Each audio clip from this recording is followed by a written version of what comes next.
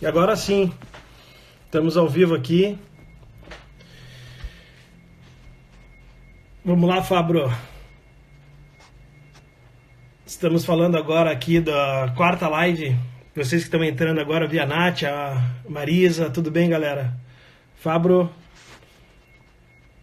já te mandei um convite aí para você aceitar.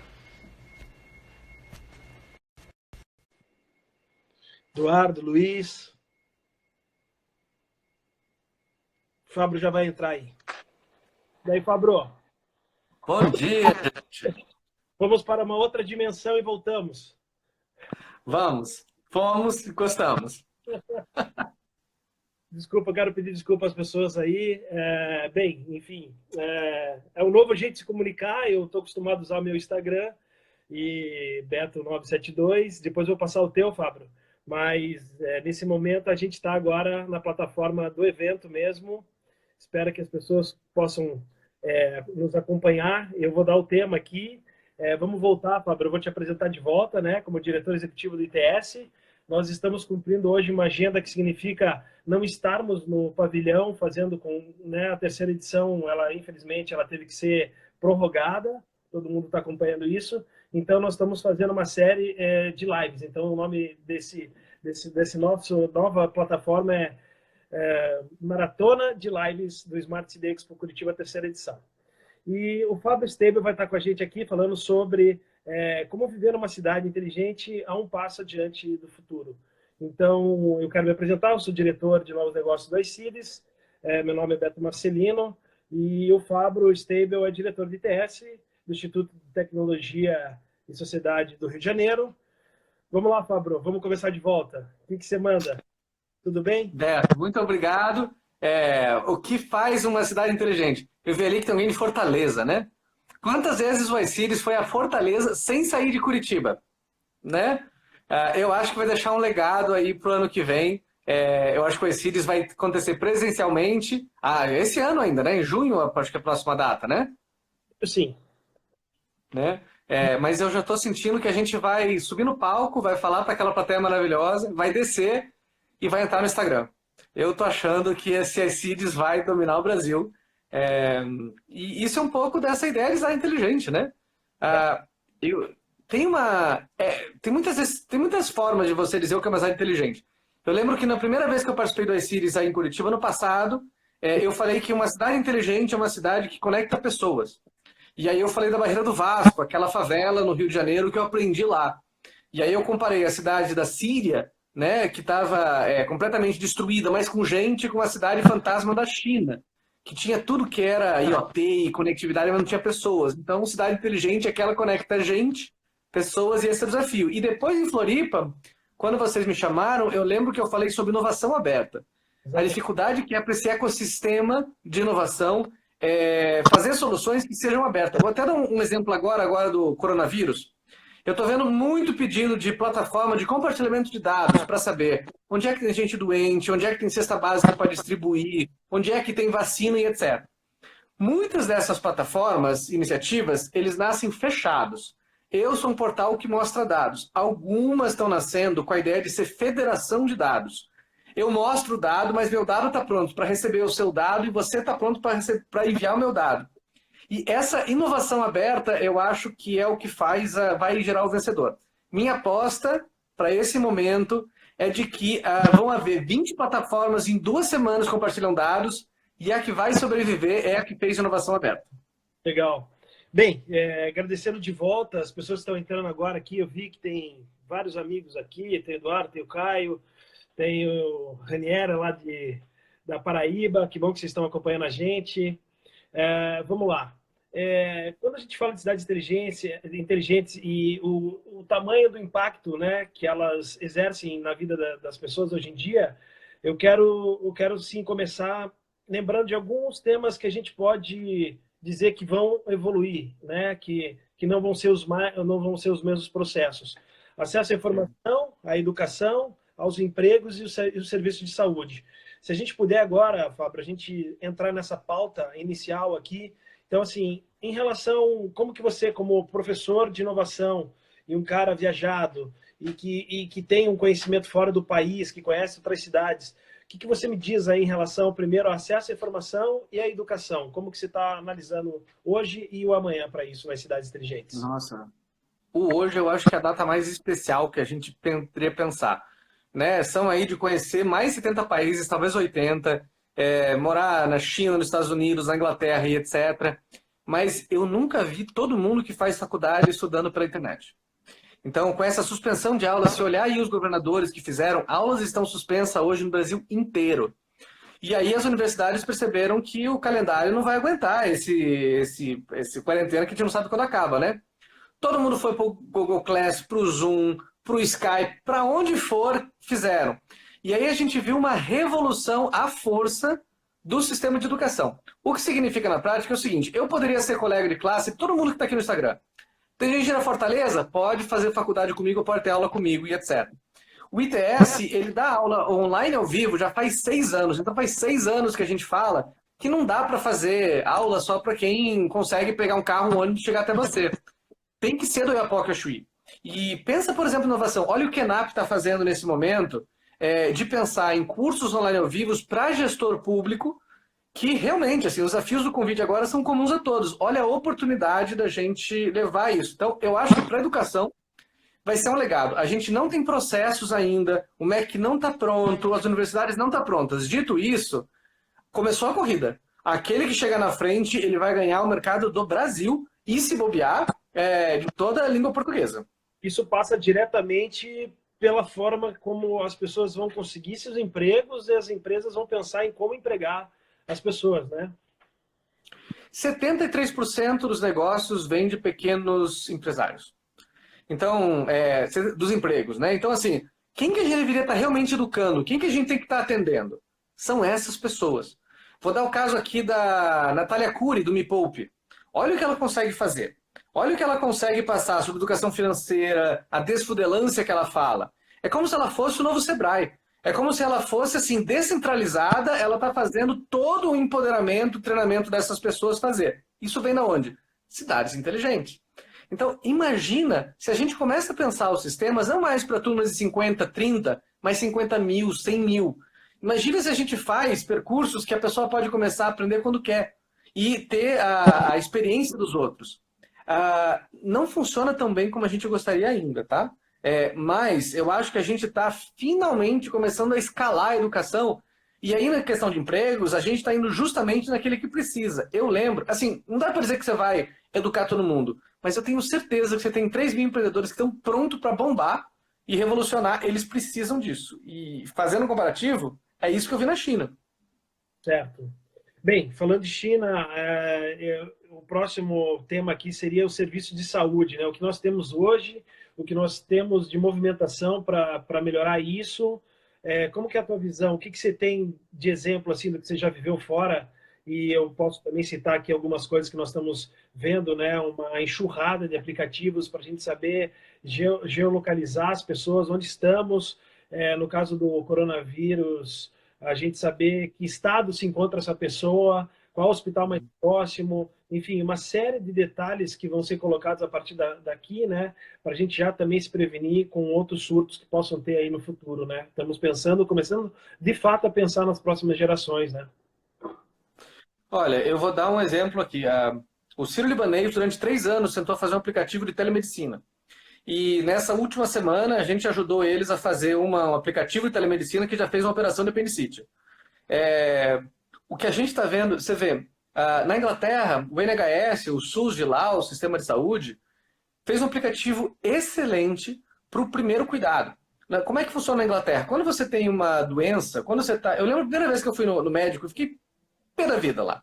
Eu estava com dor de cabeça, fui no médico, e você tem que ir no médico do seu bairro, né? Cheguei lá e falei, tô com dor de cabeça. Ela perguntou, você dormiu direito? Eu falei, não. Eu falei, então vai para casa e dorme. Eu fiquei pé da vida que eu fui no médico e ela me mandou ir dormir. Só que ela estava correta, porque a ideia daquele médico é o primeiro atendimento. Aí onde é que vem a tecnologia nisso? Esse aplicativo do NHS, ele está fazendo aquele primeiro atendimento, se for sério, você já faz teleconferência com o médico, se não, ele te ajuda a saber se tem que ficar em casa ou tomar um cuidado básico. Isso reduz o custo da saúde e isso democratiza o acesso. Quem aqui recebeu aí pelo WhatsApp aquele chatbot da Organização Mundial da Saúde, né, que você consegue fazer ali um atendimento, tira dúvidas sobre o Covid, ou aqueles vários sites incríveis que dão aquele script para saber se você tem Covid ou não, e se é sério ou não. E se não for sério, fica em casa. Olha o impacto que isso tem na saúde. Sim, enorme. Diante disso, os serviços digitais, as interfaces, os dispositivos, como a gente tinha colocado ali na nossa pauta, e sensores de todos os tipos, né? Como que você vê isso a partir de agora, né? O que pode mudar nessa questão da relação do cidadão quando ele sai na rua e começa a perceber que a tecnologia está a favor dele? Você tem algum exemplo assim que você possa nos passar, seja de imediato? Sim. Nós estamos vivendo, experienciando uma realidade que a gente vai saber se ela vai tender a violar nossa privacidade ou se ela vai fazer a gente ter mais direitos e melhores serviços. E as duas realidades elas devem conviver. Vamos pegar, por exemplo, o que as operadoras de telefone estão fazendo no mundo todo, no Brasil inclusive. Como é que você sabe se tem aglomeração de pessoas? Quantos celulares estão próximos? E aí você consegue saber se um sistema de quarentena está funcionando ou não e consegue fazer uma ação específica ali onde tem pessoas juntas. Isso acontece na China, isso acontece na Inglaterra, isso acontece aqui. Eu acho que Fortaleza foi uma das cidades que estão fazendo isso e mais vão fazer. Se isso for feito com a finalidade e com proteção de dados e da privacidade, acho excelente. Mas a gente tem que sempre lembrar de que tem que ser feito dentro da forma da lei com a proteção da privacidade. Vamos pensar outra coisa, que é compartilhamento de dados de saúde, né? Olha a importância que é de você pegar o dado de um hospital, de um plano de saúde, e de você compartilhar com outros, ou daqui a pouco do seu celular, para saber se você está precisando de ajuda ou não.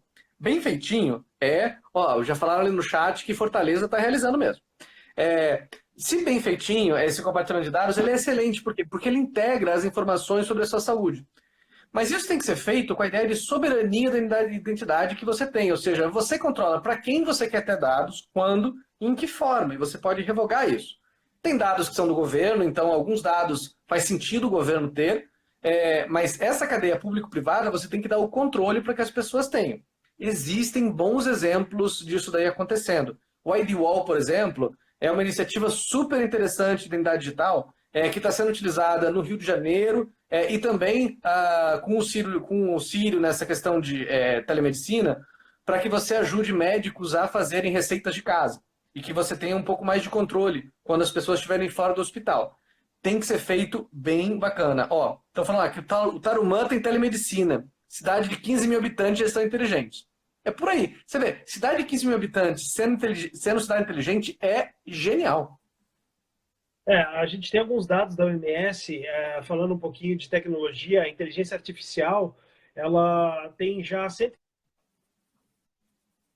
países que possuem estratégia de saúde digital. Então, a gente está percebendo as cidades que estão saindo à frente ao corona, principalmente na questão de você mitigar as possibilidades de uma separação, de fato, de quem é e quem não é risco. Então, hoje, eu acho que vai avançar muito mais daqui os próximos meses. A questão da inteligência artificial vai estar diretamente ligada ao lado de escolher qual a melhor forma da gente se tratar, né? Então, qual que é a tua opinião em relação à inteligência artificial nos outros serviços? O que você tem visto por aí de inteligência artificial, Fabro?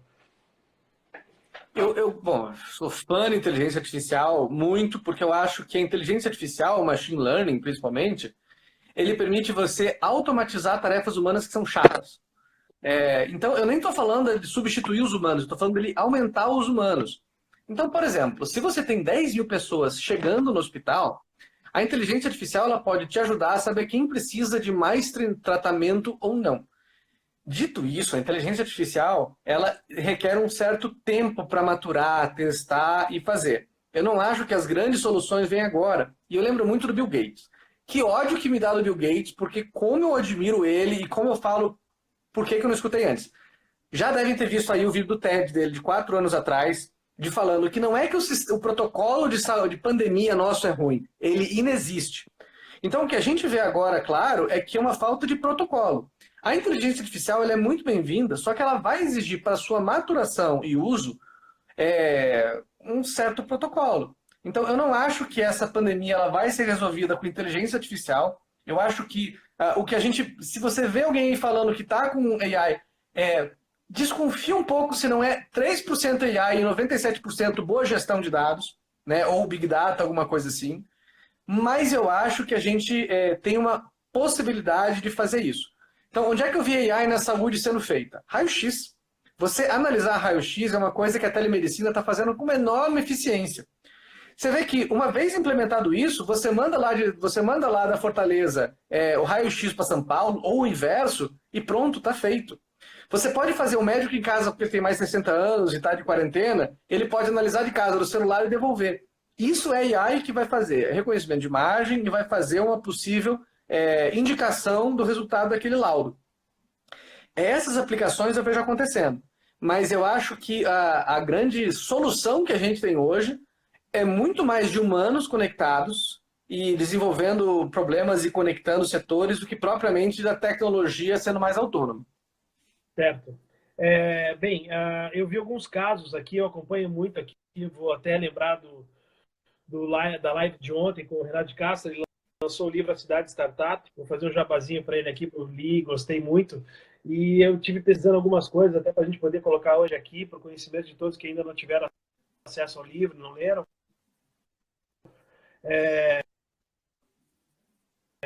A questão, assim, inteligência artificial em alguns países da Europa, ele melhora a mobilidade até ela vai se deslocar, né? Quais são os lugares melhores que ela vai ter acessibilidade. Isso aí é uma cidade inclusiva. Então, é legal para esse lado usando a inteligência artificial também, né? E a questão que você falou do raio-x é tornar os diagnósticos mais eficientes, né? Então, a inteligência artificial consegue antecipar alguns diagnósticos e essa eficiência, ela está diretamente ligada à vida, né? Então, tomara que momento que está passando que a gente não deixe chegar no caos em função da falta de tecnologia, porque ferramenta a gente tem. A gente tem que saber realmente utilizar e direcionar melhor isso. Para que treinar 6 anos, 10 anos um médico para ele resolver problema, para ele passar 4 horas por dia vendo raio-x para encontrar alguma coisa?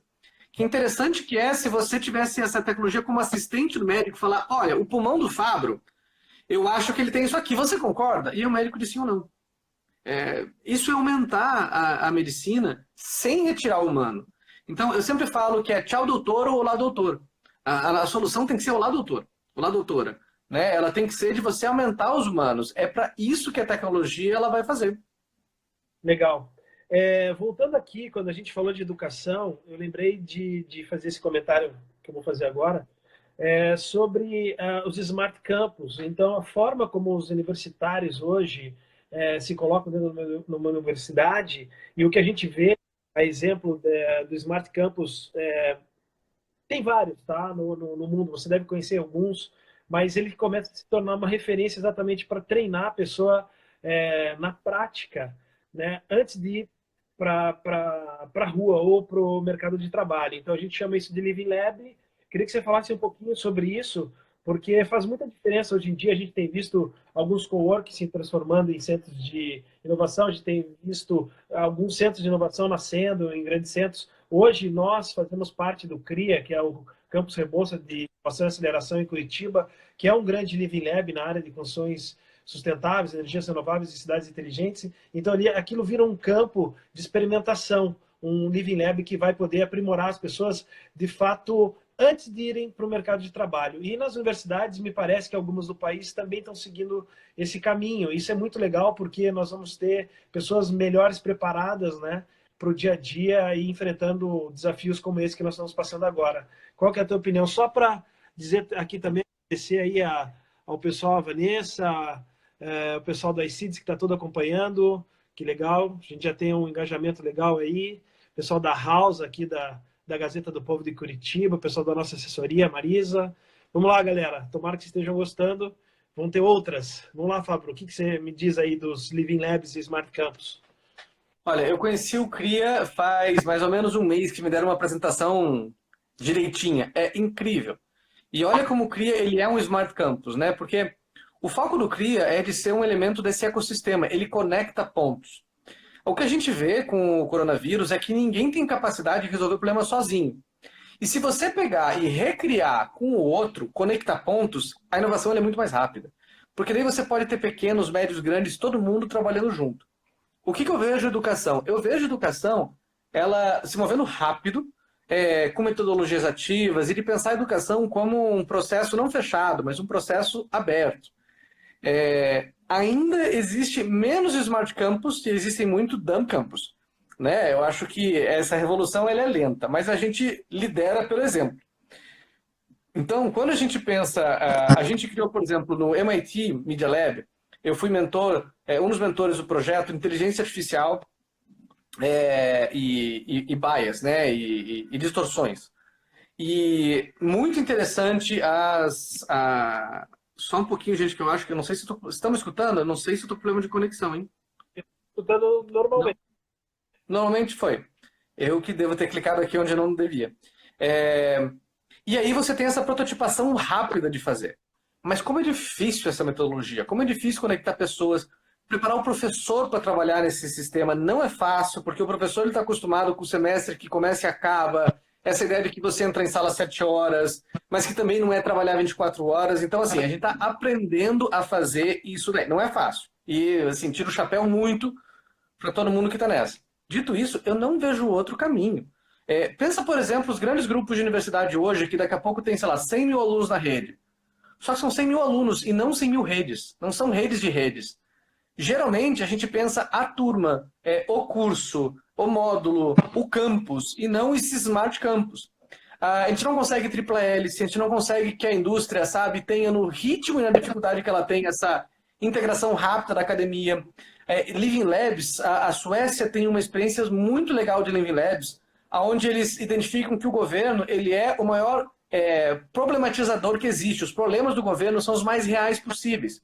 Então, eles convidam esses Smart Campus para irem lá resolver o problema de verdade. Isso é muito interessante e está acontecendo. O Ministério Público do Rio de Janeiro fez uma iniciativa dessa, está incrível o que eles estão fazendo.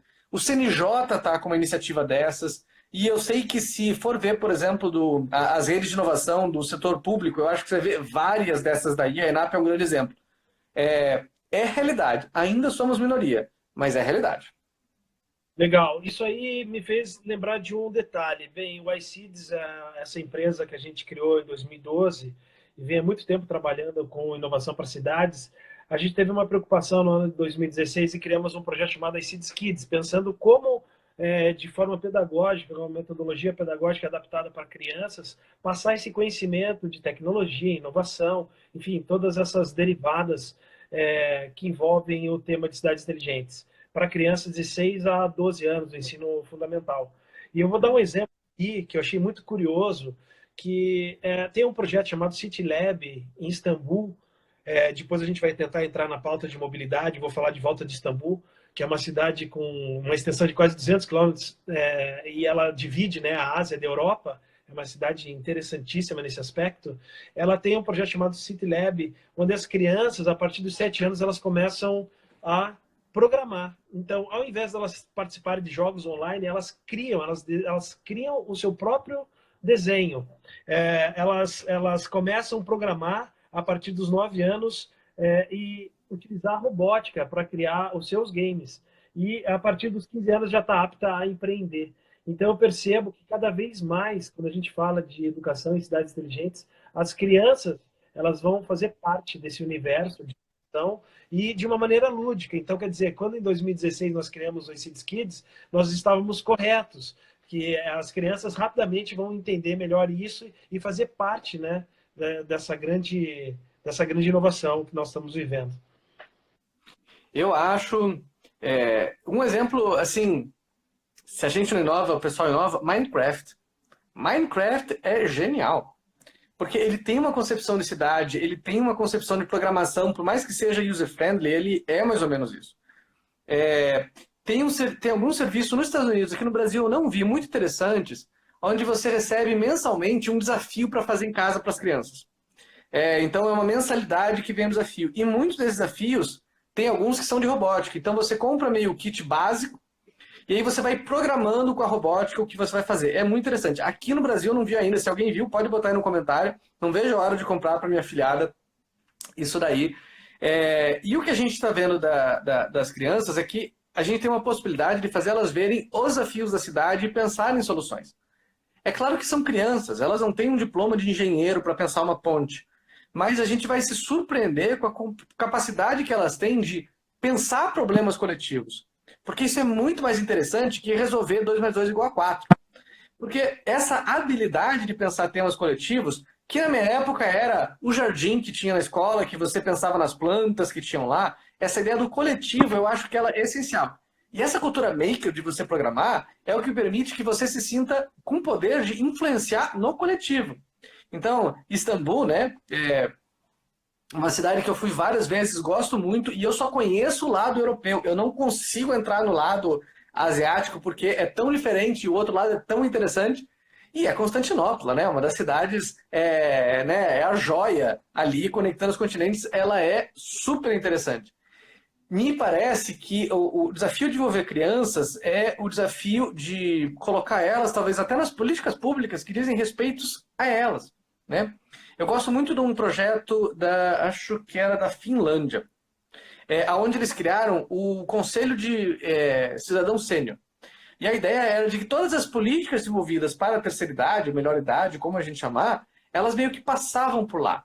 Essa ideia de um governo multissetorial, onde você tem órgãos consultivos ou colaborativos com esse público da ponta, né, é algo muito raro aqui, porque a gente faz lá aquela experiência daquele parque para a terceira idade, que aí se popularizou um monte e é uma boa ideia, mas olha o quanto mais poderia ser se a gente conseguisse colocar essa pessoal de terceira idade. No Rio de Janeiro, eu sei que quem trabalha com feira de rua tem uma adequação muito boa para justamente pessoas de terceira idade, que é um público super central para isso.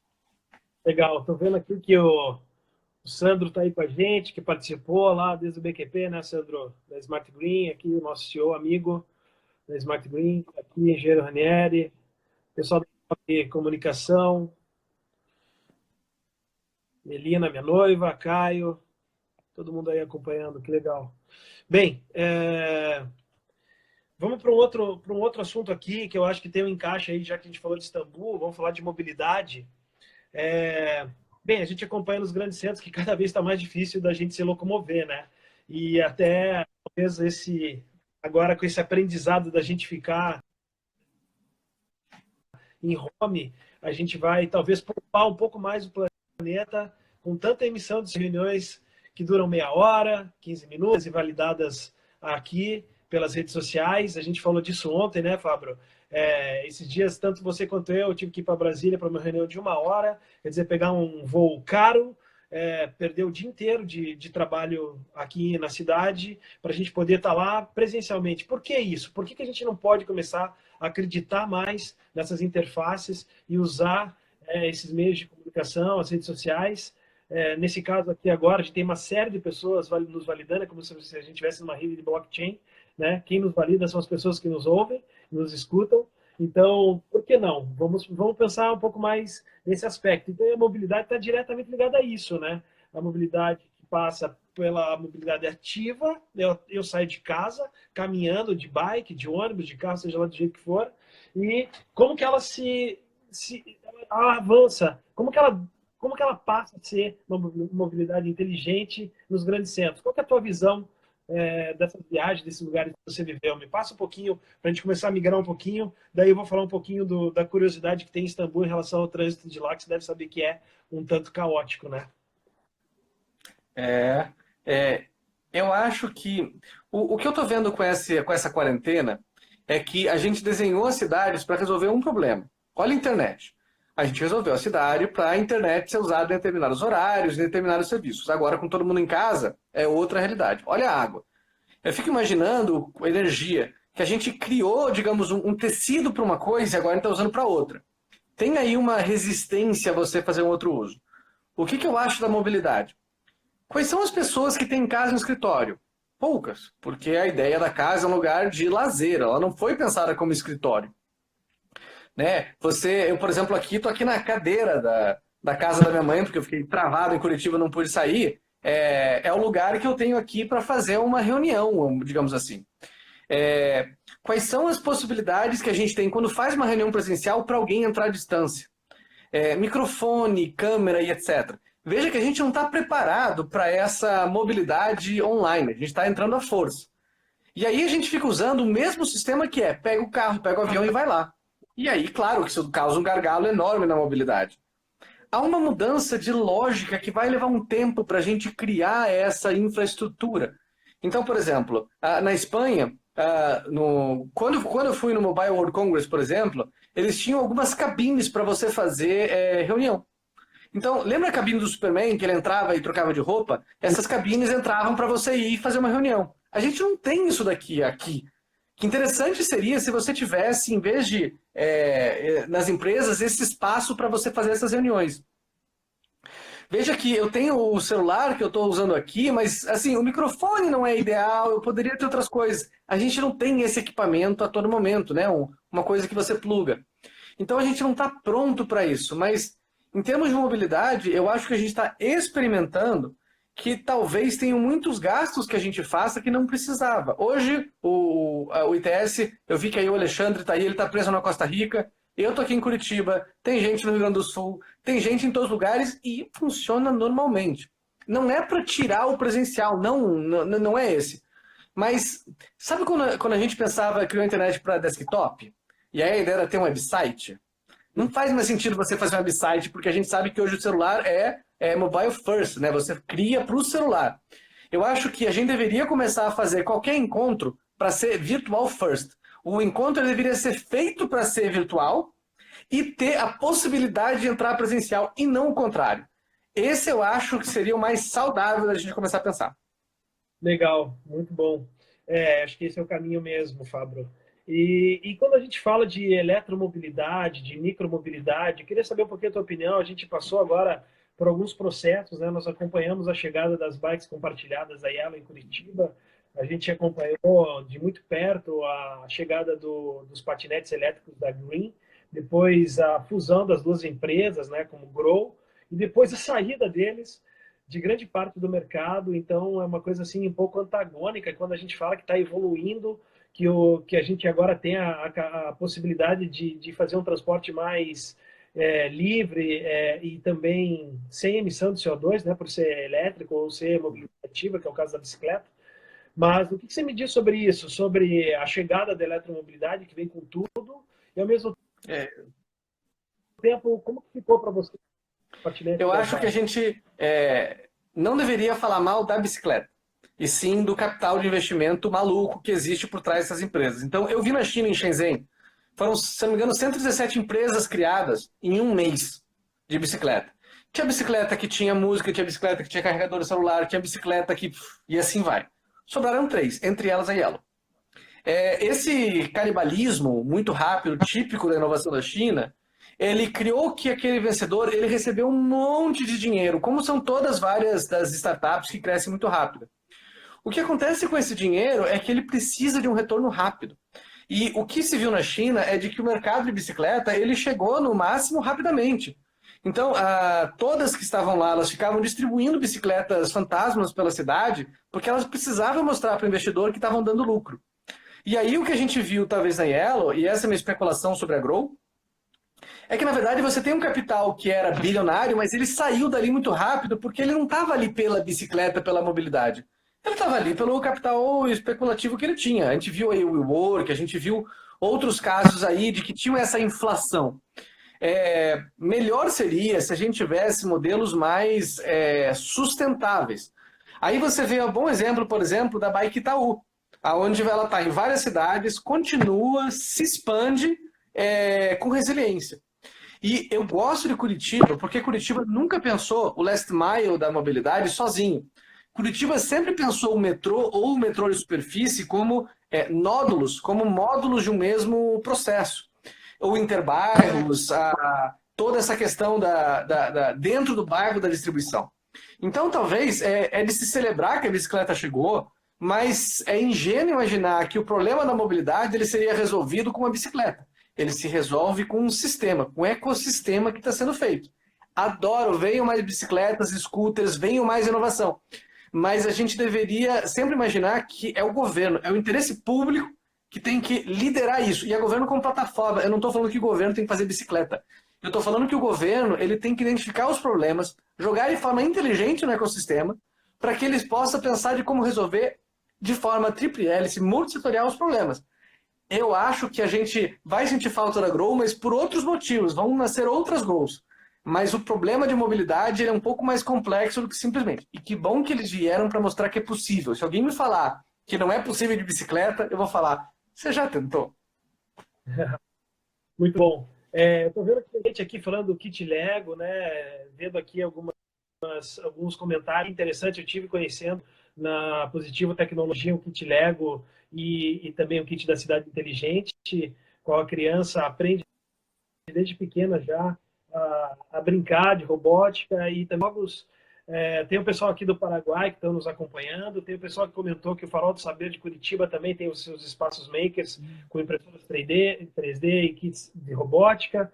Um abraço aí para o Bruno Lima, que apareceu agora. E tem uma pessoa que me perguntou sobre alguma tecnologia medindo a emissão de CO2 que não está sendo jogada na atmosfera. Se existe alguma tecnologia, provavelmente sim. A gente viu imagens aéreas da Estação Espacial Internacional, né, mostrando que o planeta está um pouco menos denso de poluição, principalmente em cima da China. É interessante que a gente vai realmente perceber algumas mudanças, porque isso é uma coisa inédita no planeta, né?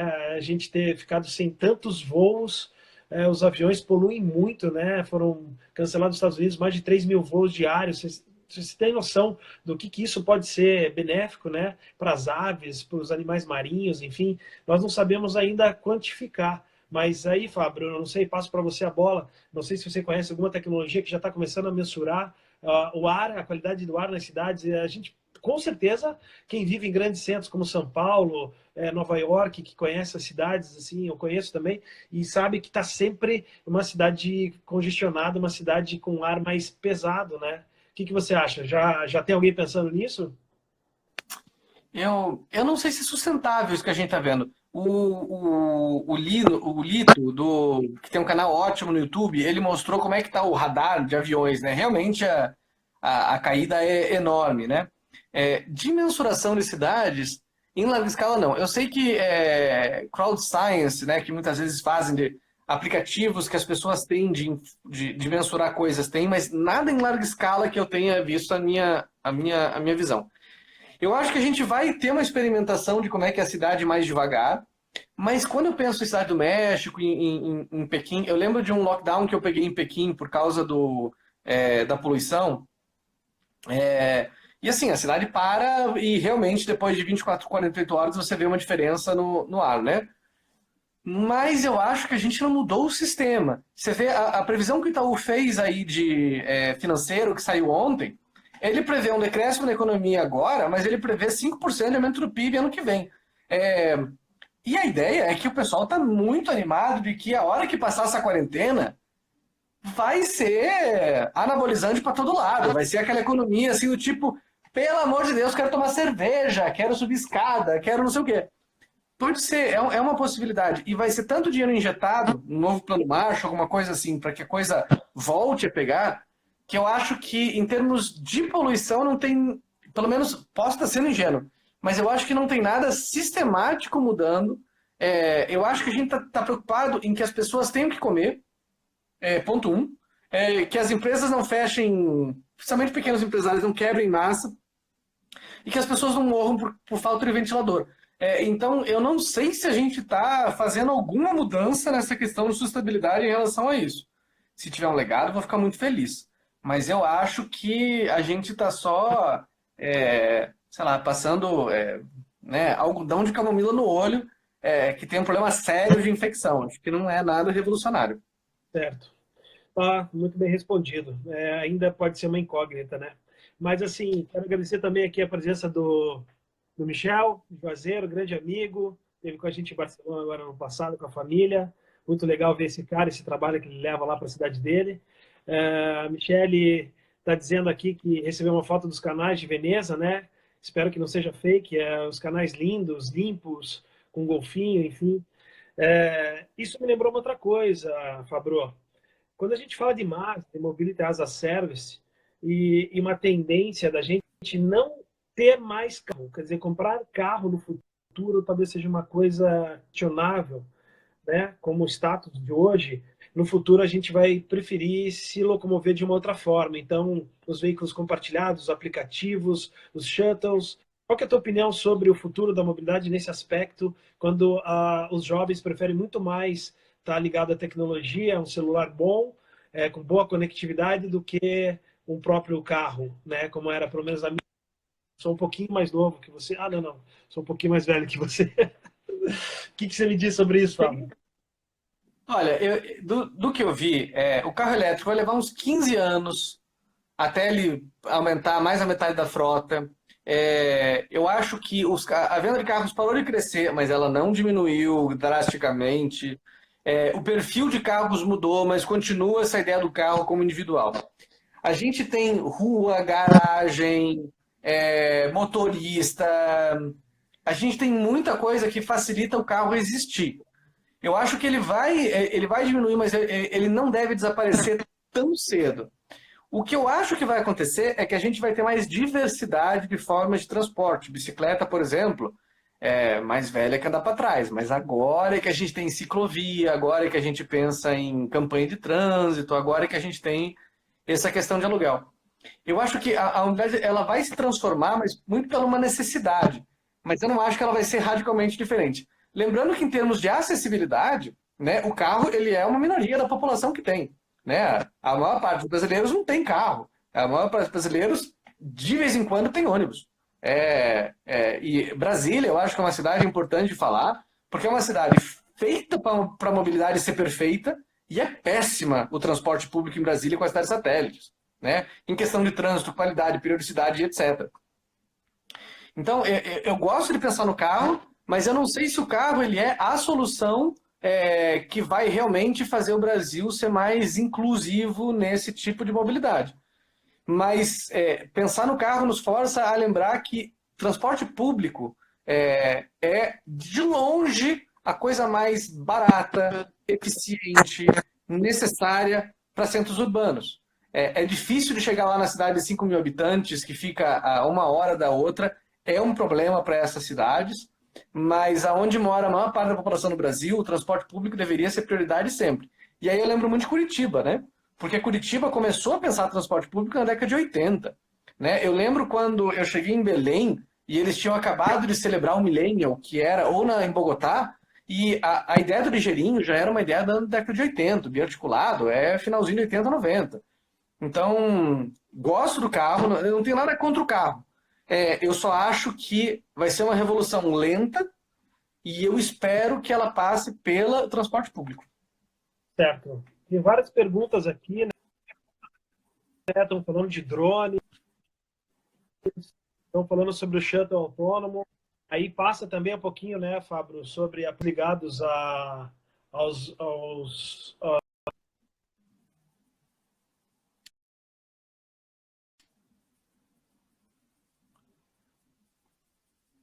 Beto cortou bastante aqui. Eu não entendi a pergunta.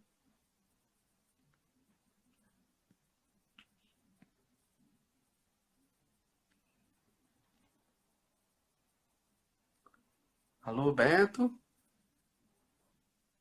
Tô tentando pegar aqui.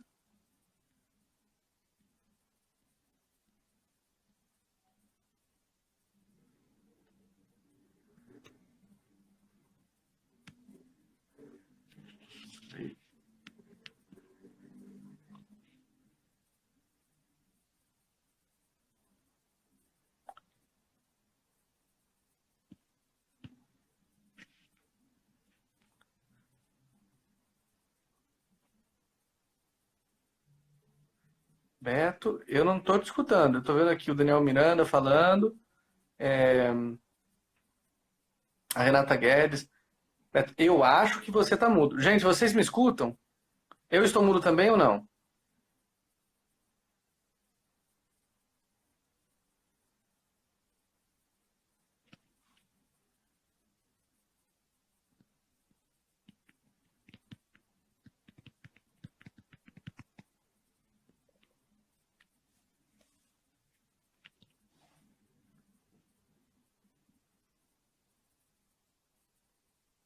Valeu, cara.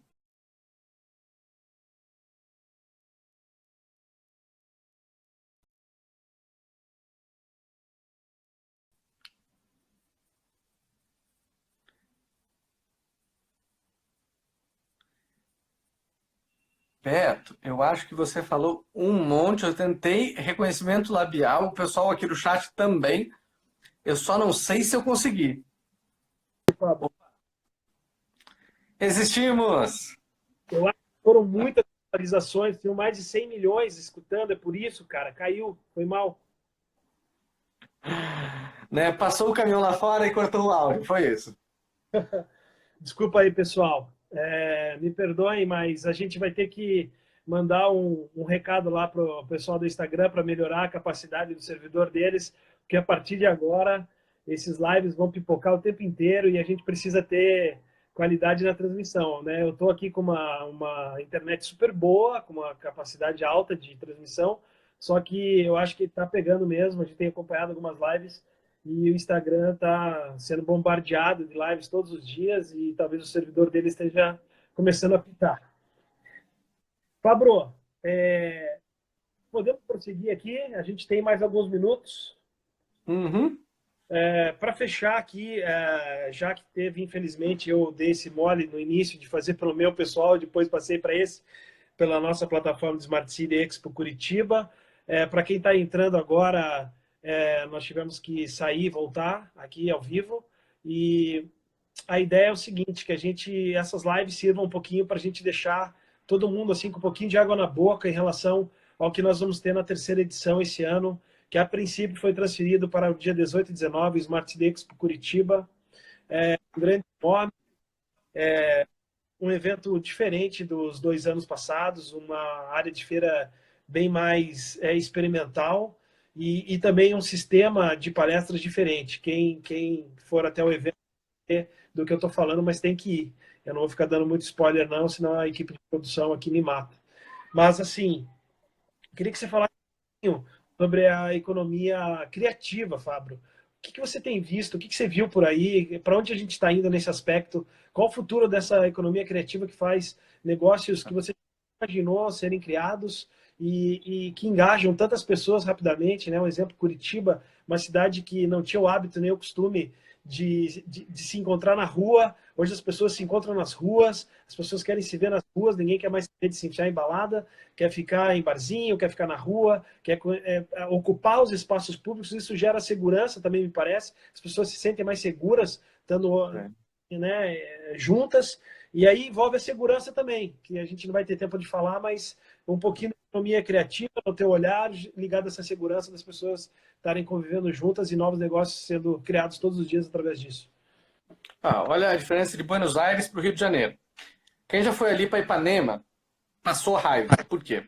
Porque Ipanema, que é a rua mais cara do Brasil, né, a Vieira Soto ali, ela tem 0 comércios. Um barzinho ou outro.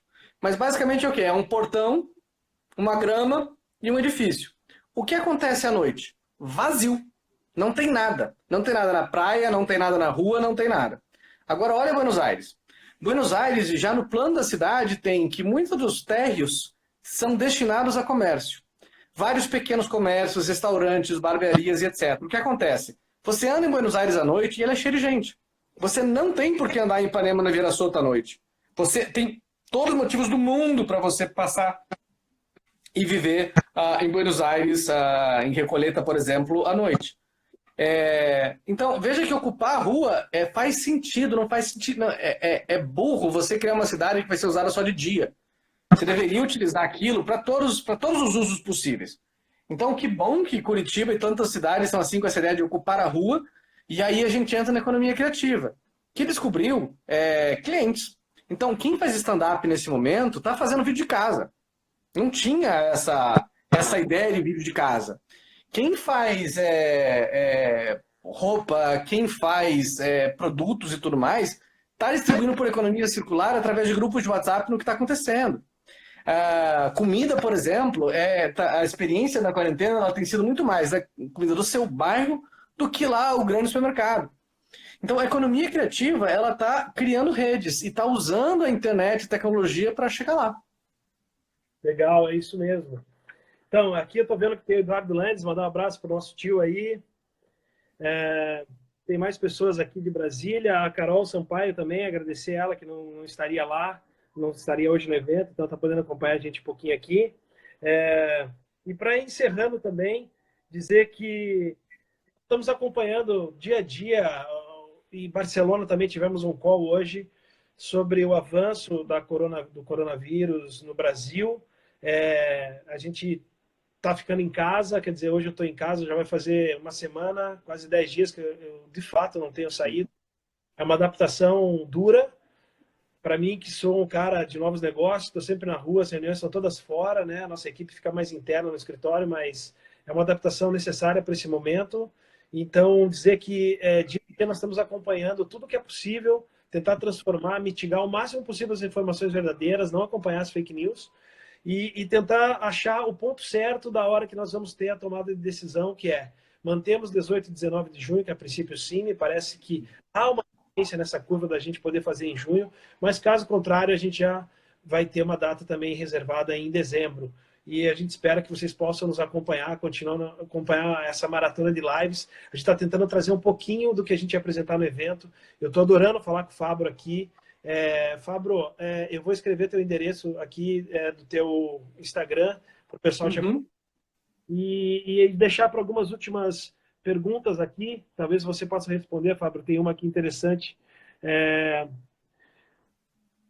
Se você estivesse pensando em uma nova cidade, além de ciclovias, o que você tem visto a respeito de mobilidade, Fábio? O que você, além da ciclovia, o que você hoje pode dizer para as pessoas em relação a isso?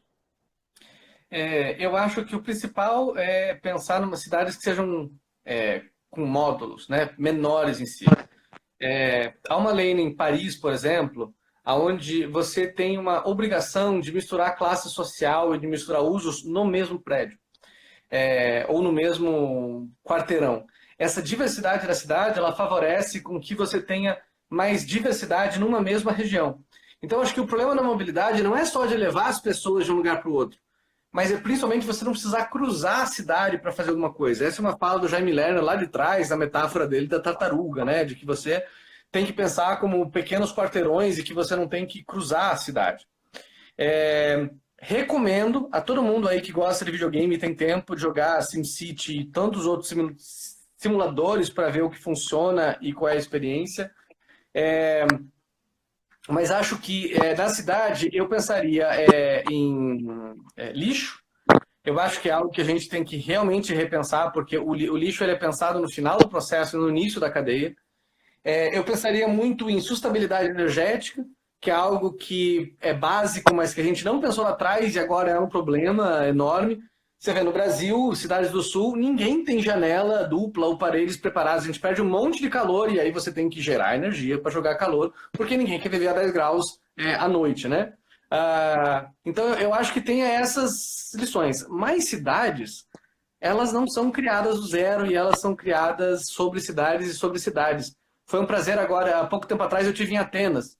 E é tanta cidade em cima de cidade que eu fico imaginando o desafio que é de você viver lá hoje. Você não pode fazer um buraquinho e ter uma cidade embaixo e registrar.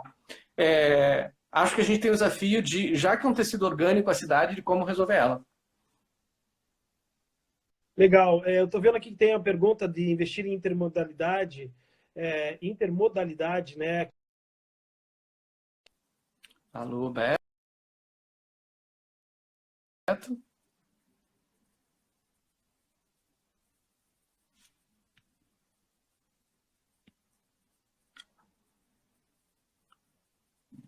Beto, ficou mudo para mim.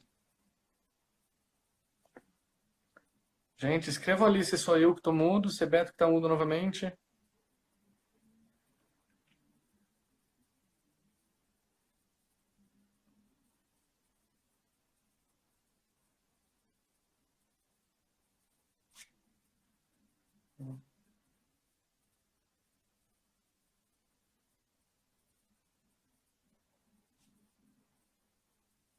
Gente, só um minuto.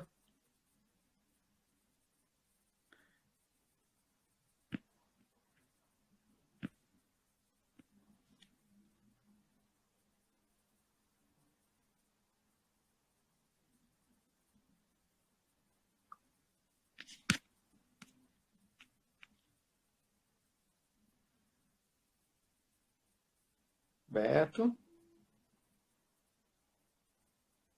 Vou tentar reentrar, gente. Peraí.